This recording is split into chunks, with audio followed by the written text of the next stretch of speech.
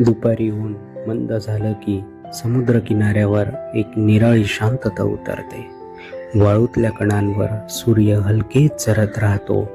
लाटांचं पाणी पायाजवळ येतं जातं, जणू हळूवार श्वास घेतल्यासारखं.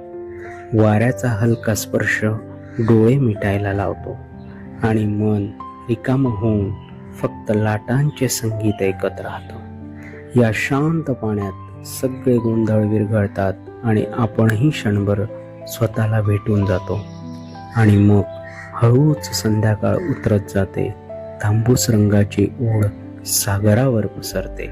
शेवटची लाट जणू म्हणते, उद्या पुन्हा भेटूया, उद्या पुन्हा भेटूया.